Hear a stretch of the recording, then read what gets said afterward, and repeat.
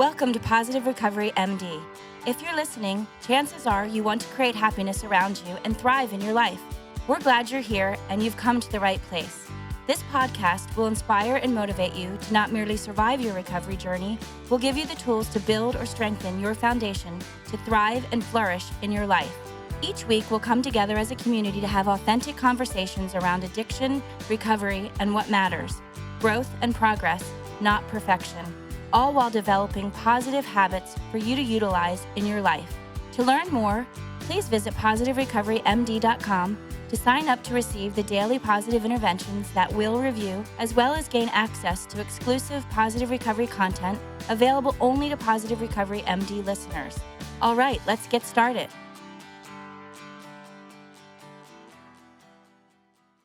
Hello, ladies and gentlemen, boys and girls. Welcome to another installment of Positive Recovery MD's podcast. Today, you are suffering with me alone as Julie DeNofa cannot make it. I believe she's at her son's car events. He is an amazing drift car racer. I think he's either ranked number 2 or 3 in the world and has been number 1, but I digress. We have a great host anyway, even without Julie. It's George Youngblood, who I've known for a while, but I really didn't know everything about him. And these days, we're actually asking our guests to introduce themselves, and he's going to do that in a moment. But I'm going to read a little more from his bio than I do for other folks because it's blown me away. So George Youngblood is Chief Executive Officer of Teen and Family Services. And what's interesting about that is he's the founder of Teen and Family Services. And next month will be 20 years in existence. And next month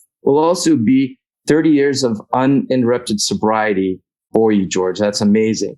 He's adopted. He has 2 adopted sons and, like me, a native Houstonian. And he's been successfully counseling adolescents and families for over 20 years. He's provided training for the staff of several local school districts, including Spring Branch ISD, Katy ISD, and Houston ISD.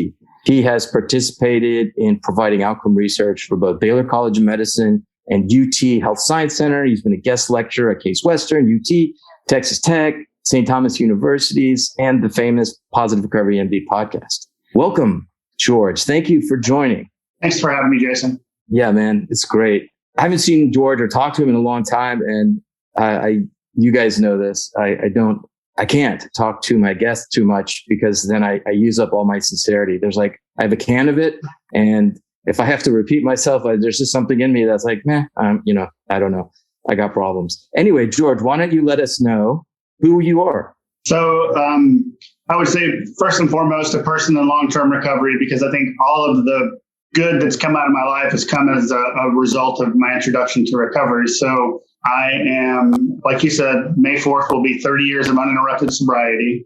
I'm somebody who has a heart for people in recovery, especially young people getting into recovery or, making an effort to start looking at what recovery might do for them. I am a father of a couple of teenage boys. I got a 13-year-old and a 16-year-old. I am part of a small recovery community of men that I've known since I first got sober that are a part of my daily life. I am, like I said, a native Houstonian and love being a part of Houston, love being a part of the recovery community, love looking for new ways that we can provide support and intervention for adolescents who want to make some kind of positive change in their lives. Well, awesome. Why don't you let us know you at your best? And this might be another tool you can use with TAFS. Yeah, I was thinking about that when you asked me, and the story that came to mind, I did say, like I was saying, I have 2 teenage sons. My oldest son is 16. He's on the autism spectrum, and he's very high functioning. He's probably got a 140 IQ. He's super smart, but he has this thing that people on the autism spectrum have called sensory processing disorder, where I tell him it's like having superpowers, because I kind of do think it's like having superpowers. Like he hears better than everybody else. He smells better than everybody else. He tastes better than everybody else, except for when it's a lot, it floods his brain completely, so he can't deal with all of it. So was just hell-bent on taking my kids on a trip to New York, and we were going to go to Manhattan, and we were going to do all this stuff. And he's like, Dad, it looks pretty busy there and loud.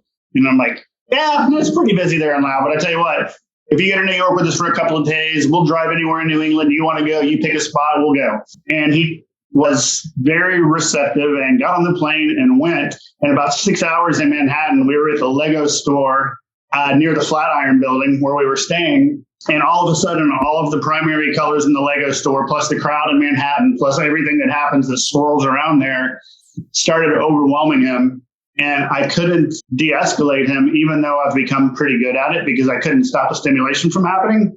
I think what I did when I was at my best, I'm at my best when I do this in all my relationships, in spite of the fact that he was activated, he was screaming, he was hitting his head into a brick wall, he was just completely overstimulated.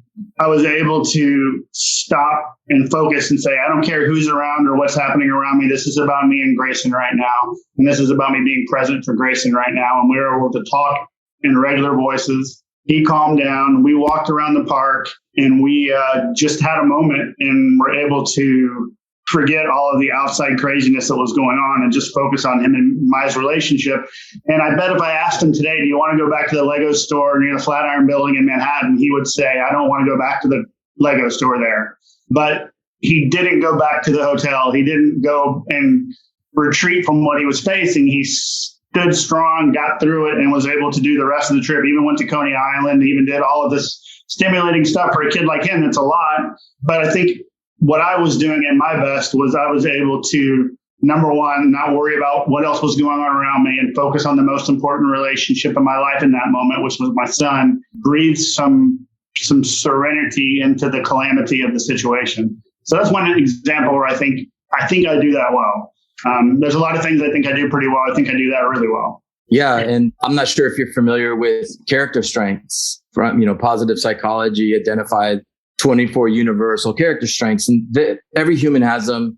They're valued throughout time and space. Every culture, sort of values them for themselves. I'm not going to get into it, but I like to sort of be a strength detective and kind of point out things. If you're not familiar with it, I'd love to talk to you offline about Sure. how you can have adolescents there's one for teens. It's a free survey and it's a positive intervention, simply finding out your rank order of strengths. So what I hear first and foremost, obviously, is love, social intelligence to the degree that recognizing there might be something going on, but also who needs your attention and what's most important, justice, teamwork, courage. There's a lot. But anyway, these types of characteristics are also, I'm sure, necessary for someone to do what you do and have founded what you founded, because I know from having lots of your patients later on in time that you provide that type of presence for everybody around you. And it's just like a peaceful, loving presence. So we're lucky to have you. But let's backtrack. You've got almost 30 years of uninterrupted sobriety. Yeah, I do. But things weren't always so peaceful. So why don't you sort of let us know a little bit about, family of origin stuff and then what it was like, what happened, and obviously what it's like now. Sure. So when I was born, both of my parents were 17 years old. They were unable to care for me. So I was placed in a home with a lot of mental illness and alcoholism and substance abuse going on. Walking the path of my recovery made a lot of peace with the fact that the people who provided me with the care that they did when I was a kid were doing the absolute best they could. Unfortunately, they just didn't have a lot of tools at their disposal to be able to do that. So, I think part of my story and moving into my substance abuse has as much to do with the family system that I came out of as it does anything else. The family did adopt me, and I was close in a lot of ways with my father, but he suffered from a traumatic brain injury as well as chronic alcoholism and was only able to be present sometimes, and as with a lot of people that have traumatic brain injuries, had bits of rage and a lot of emotional dysregulation that kept the household kind of off kilter. And so I kind of grew up with this underlying anxiety of the fear that something bad was going to happen. Like, I don't know what it was going to be, but it was going to be something. I found drugs and alcohol at a pretty young age. I think I was 11 or 12 years old the first time I smoked weed. And, it's interesting. I still know some of the kids I grew up in the neighborhood with. I grew up in Sharpstown. My mom still lives in the house I grew up in. So I'm definitely a local Houstonian. But I think we all got together at the park in the neighborhood and we smoked weed. And I think that those guys thought, wow, that was a pretty fun experience. Maybe I'll do it again some other time in my life. For me, I think it was, I smoked the weed, I felt better, and it relieved that anxiety. I tell people sometimes it's like the first time I could take a deep breath, the first time I could actually feel okay. And my first thought was, this is great. I want to do this all the time. And so I think for me, there wasn't that period of time that a lot of folks have where there was social use that gradually deteriorated into harmful use. For me, the minute that I started using it was, this is what I want to do to feel better. And it was really kind of, as we say a lot in recovery, it wasn't the problem, it was the solution to the problem. It was just a terrible solution. And so as a result of that, I just kind of made it my life's pursuit as a kid to figure out a way to change the way I feel any way I possibly could.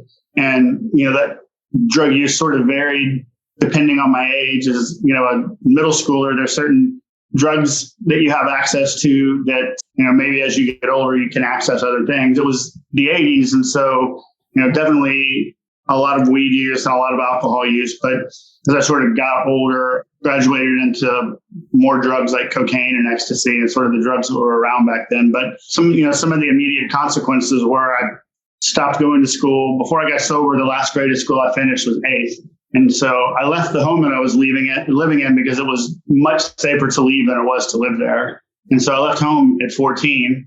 And when I tell people that, they're like, oh, you were a homeless kid. But that wasn't exactly the case. What I really got to do was be an expert at finding people's homes whose parents were okay with me just living there. And so I just kind of found this strange world where I could continue to use drugs and alcohol, have no accountability, but have people that would just let me live at their house. And I think one of the things that's interesting about my generation is that we were all children of the hippies, right? So I was born in 1968. And so all of the kids my age were kids of parents that came from that generation where there was a lot more acceptance for drug and alcohol use. And I think it was easier to find parents and communities where they were just okay with us using. And so, it just progressed, and I started getting in trouble with the law. The first time I went to treatment for substance abuse, I was 15 years old. I went again at 17 years old. The last time I went, the time that I got sober, I was 24. And that was a result of going to jail because I had done something under the influence that I didn't remember.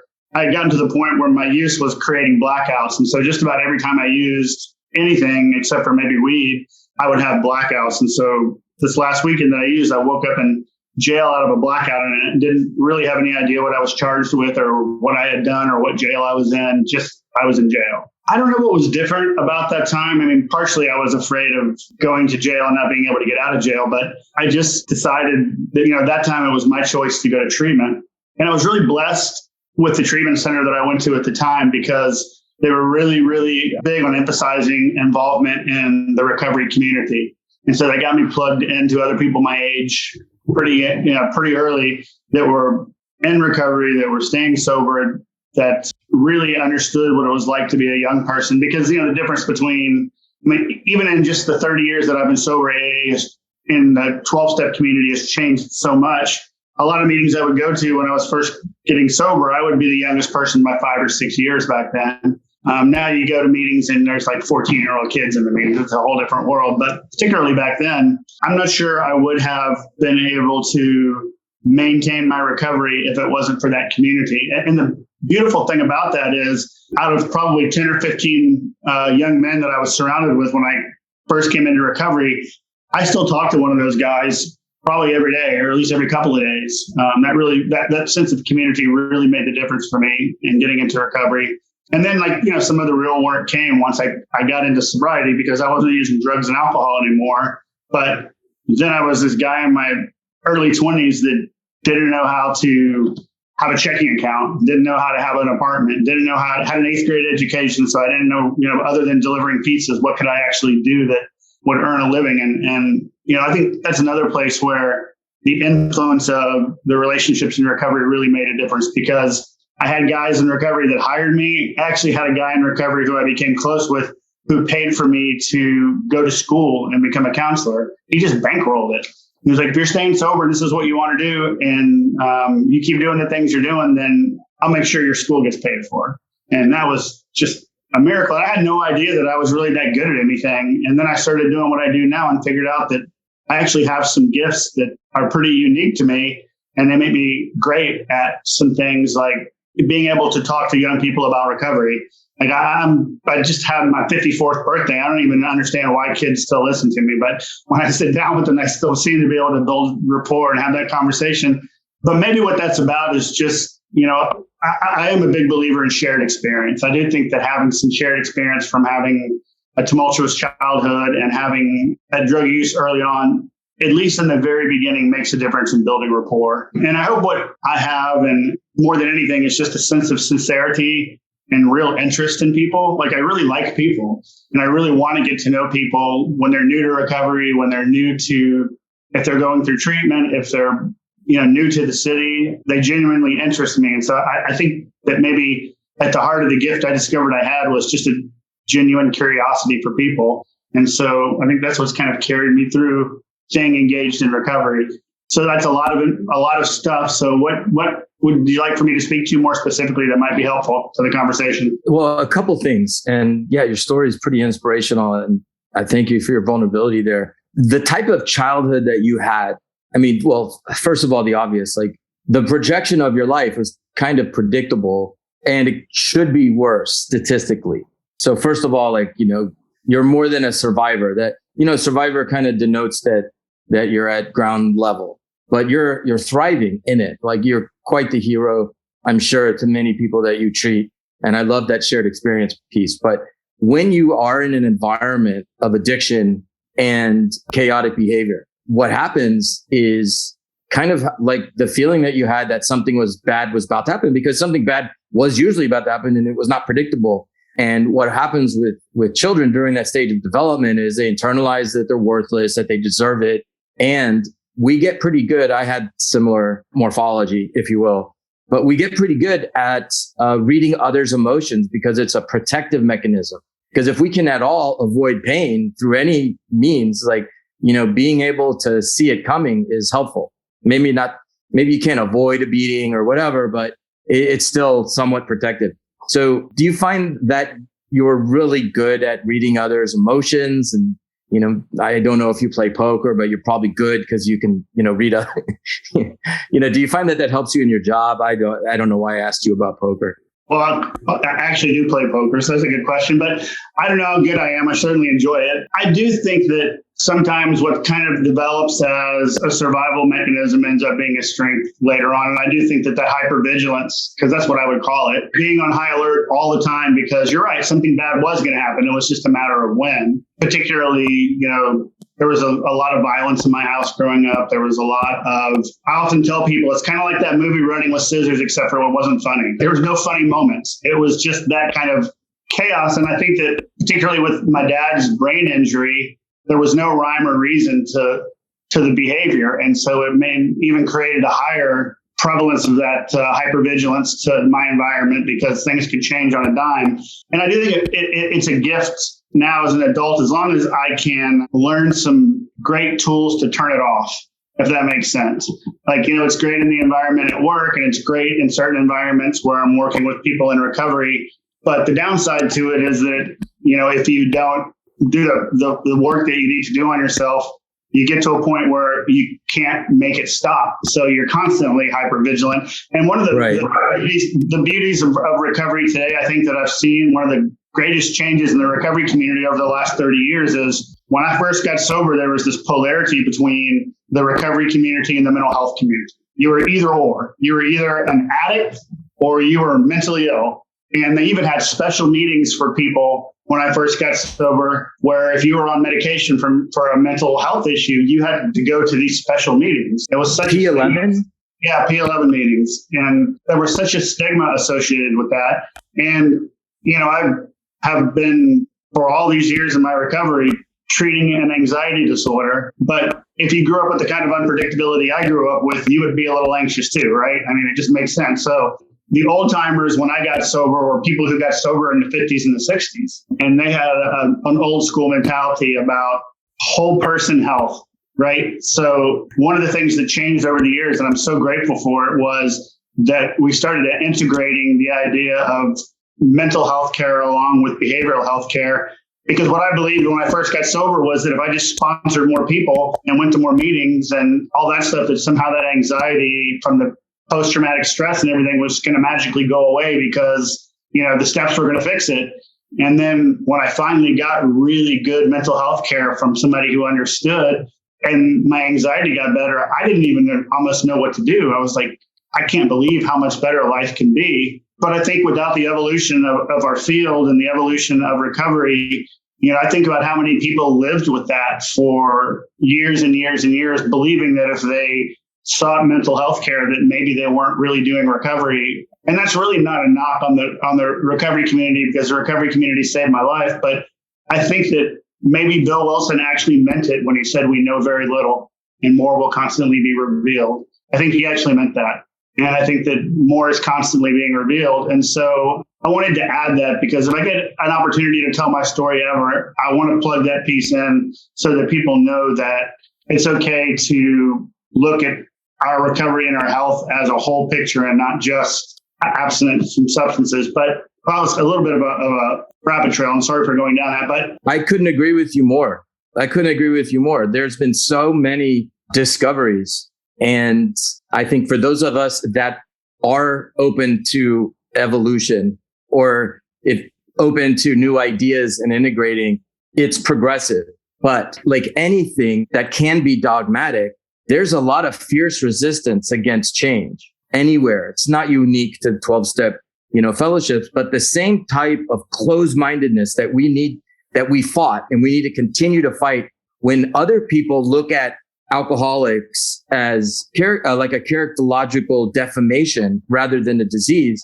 And we ask everybody to be open-minded in regards to that and open up to the science. I think the same needs to be applied with what you're talking about with mental health and ways to help others, obviously within reason. And I know what you're saying. I love the 12-step communities as well. And I'm not about suggesting that it needs to change, but the people in it, I think, there have been those who have been open to it, and there's a lot that aren't still, unfortunately. But and part of it is there's a lot of safety and rigidity. When you have a rigid set of values that you hold on to, it provides a lot of comfort. Tell that to ISIS. I think they know that better than anybody. Right. But the problem with that comfort is it comes at a cost, and the cost is you can't grow past where that rigid thought pattern is if you're not willing to ask questions. And I think a lot about how Bill would feel if he knew that people talked about how many commas there were on the first page of more about alcoholism and like whether he means this or that in a one-word sentence. I think, Bill was 2 years sober when he wrote the majority of the big book. I'm real fascinated with the history of 12-step recovery because I love it so much. But it would be interesting to know what those guys would think if they came and sat in a meeting today. Like, what would their perception be of the evolution of recovery? And I think that they would be probably pretty excited about a lot of things. We've included a lot of diversity and a lot of different people from the community that maybe wouldn't first show up in the 12-step community and get sober. But it would also, I think that they would get a kick out of how much we've pedestalized them. Because I think they just were trying to stay sober, and this is what they found that worked for them. I think they would be pedestalize those ideas too. Those certain ideas that this is the way that it is become pedestalized too, and it's like this is sacred and we can't challenge it. But if something's worth something, if it has value, then it can be challenged and it'll stand up to being challenged. Well said. Well said. I think they would be blown away with how much influence their cultural movement. And I say cultural movement because it absolutely is a cultural movement. I mean, people know what, recovery communities are. They know what 12-step are. It's in popular media, it's every form, even though 12 steps are anonymous, it's a cultural movement because identified. There's millions and millions and millions of people worldwide. And I think it's a microcosm. It is a great example for how to live in harmony with others with different spiritual beliefs. It is a perfect example, and we can all get along in this world and have common ground. If alcoholism can bring people together, why does it have to be a tragedy? You know what I mean? Like, there should be no war. but I'm being idealistic. And once again, I just love the history of the program so much. I've done the pilgrimage to Akron and gone to Bob's house and seen all the floor mount from the Mayflower Hotel and all that stuff, and got chills and remembered reading it when I first got sober. And so there is very sort of sacred nature to a lot of that foundational stuff. And I hope we never lose that. And I hope we continue to listen to the words in the book about how we know very little and more will constantly be revealed. Or will be revealed. Absolutely. Absolutely. Well, yeah. Thank you for being vulnerable again and sharing with our listeners what it was like and your opinions. I mean, so many people are afraid to stand anywhere. So thank you for that. And we're going to get into the next phase of the podcast, which is kind of like just a fun rapid fire question, answer whatever comes to your mind and a little why you came up with that answer. The first one is very hard. You might need a calculator. What is your favorite word?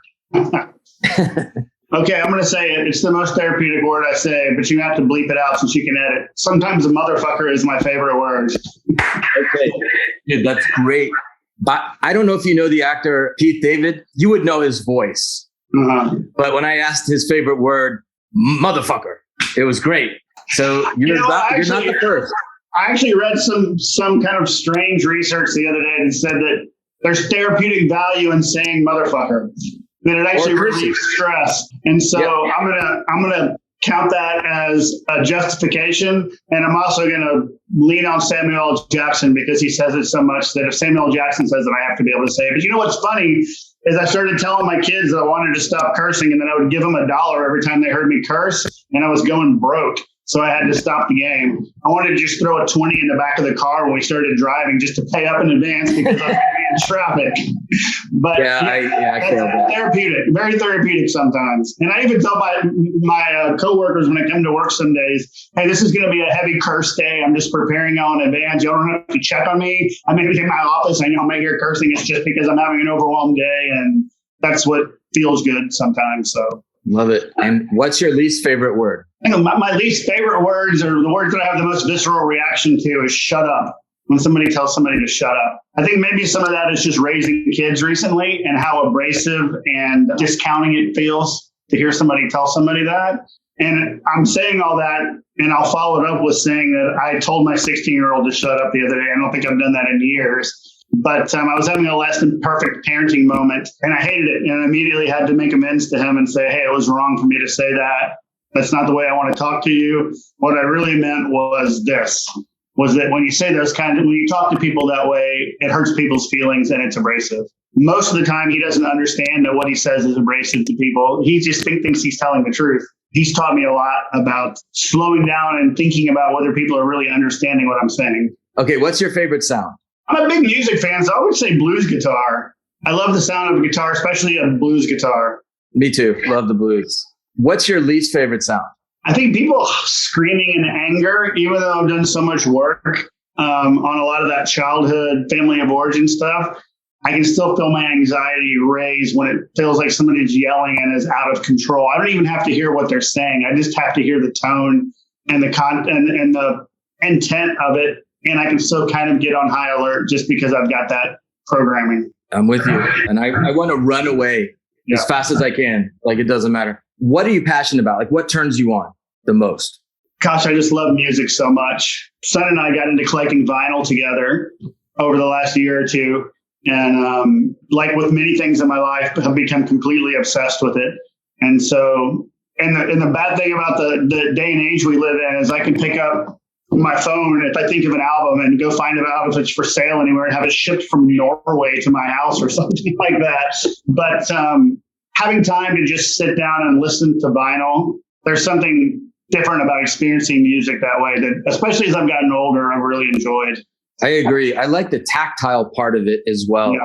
And I got lucky too, because my oldest son got a job at Vinyl Edge Records in the Heights. And now he texts me when certain records come in and I can tell him, dude, set it aside. I'm on my way up there right now. You may not be able to go to college because dad's spending all this money on vinyl, but I'm coming for it.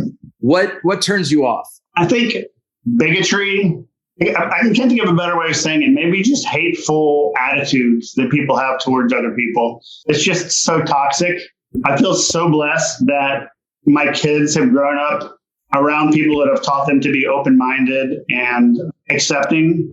But when I hear language that's just bigoted or hateful, and it doesn't matter what direction it comes from, it's not this isn't necessarily a political statement. It's just the judgment or the tone or the marginalization of people through language is something that when people are participating in that, it just makes me want to get as far away from them as I possibly can. And if you could, in an alternate universe, have done anything else for a vocation, what would you have loved to have a stab at, you think? A rock star, for sure. Do you play any instrument now? No, my problem is I'm not talented. So if I just had a little bit of talent, I could play an instrument and be really good at it. I sponsored a guy in the program one time that was a really talented guitar player. And I was convinced I was going to learn how to play guitar. And this is really kind of not one of my better qualities, but a lot of things in life, especially athletically and in other ways, come pretty easy to me. I took up boxing in the middle of recovery and I got pretty good at it, and I mountain bike. I do a lot of things and they come relatively easy to me. And I found that playing guitar did not come easy to me, and I got mad and gave it up. But I would like to be able to play an instrument. I just, the only thing I'm lacking is just the talent. What vocation would you loathe doing? I think anything repetitive. I have friends, actually my next door neighbor is a CPA for the city, and he does audits all day long. And I think that would be the most awful thing. First of all, I'm not very good at math when it comes to just constantly staying focused on math. That's not how my brain works.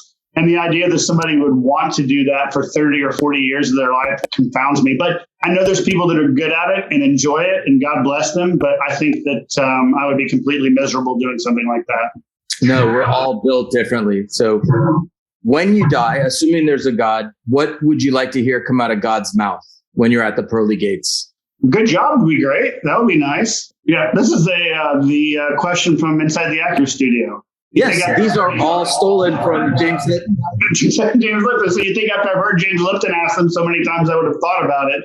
But, I think my most important job right now in life is being a parent. And I'd like it would be nice to hear God acknowledge you did a good job with your kids. They're better people because they were your kids. And it's especially true when you adopt kids, because the randomness of adopting kids is so mind-blowing. If it would have been a week later when we put in our paperwork to adopt, I could have a completely different kid. This isn't our genetics, or it's nothing other than just, in some ways, just the randomness of the universe. And people tell me all the time, I know your kids are hard, but God gave them to you because he knew that you were the right parent to raise them. And sometimes that feels good. And sometimes it's I don't know about that. I think it's my most important job. It would be great to hear that I had at least done more good than harm as a parent. You absolutely have. You have to. And thank you so much for that. And usually at Positive Recovery, we will go over a positive intervention, but in honor of Julie's absence, we are going to close in an unusual fashion, and we're going to save it for next week. But George, thanks again for joining us. I'm sure our listeners just got to know an amazing person, and I got to actually get to know you again. And it's been great to see and talk to you. Hey, Jason, it's good to see you too. All right. So remember, everybody, this is not a dress rehearsal. Take care of yourselves and take care of each other. Until next time. Thank you for listening to this episode of Positive Recovery MD. Don't forget to visit positiverecoverymd.com to sign up to get your daily positive intervention sent straight to your inbox. Be sure to subscribe to Positive Recovery MD on Apple Podcasts or wherever you listen to your podcasts to receive an automatic download when a new episode drops. And as always, if you or someone you know needs help, visit positiverecovery.com or call 877-4-SOBRIETY, which is 877-476-2743. We are here to help.